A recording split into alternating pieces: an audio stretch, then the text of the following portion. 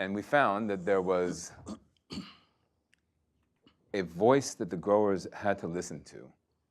They didn't have to listen to ours for a number of the reasons that Susan explained, but they had to listen to the voices of their customers.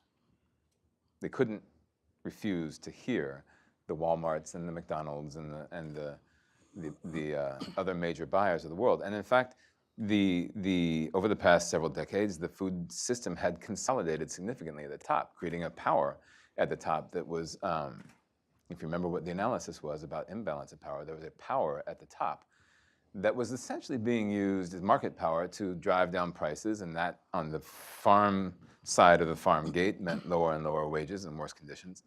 But in effect, that power is neutral. It's not necessarily negative. It doesn't necessarily create negative consequences for workers. It's simply that it's never harnessed to create positive consequences for workers.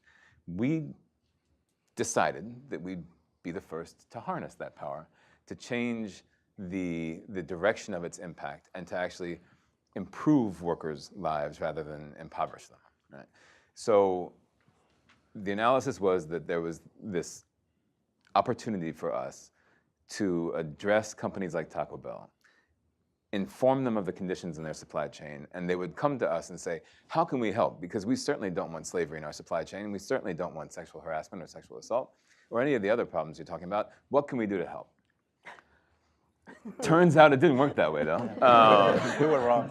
Yeah, we sent letter after letter and didn't get any response. And so finally we decided that we'd have to go to the public and educate the public, which is where the clever slogan about Taco Bell making farm workers poor came from, which we had to spend about 4 years explaining to students across the country in particular, and people of faith and others, until there was enough pressure on Taco Bell, particularly on university campuses, where students were saying, how do we know that the tomato in our chalupa wasn't picked by a slave? Can you promise that? And that was a tough question back then. There was no fair food program.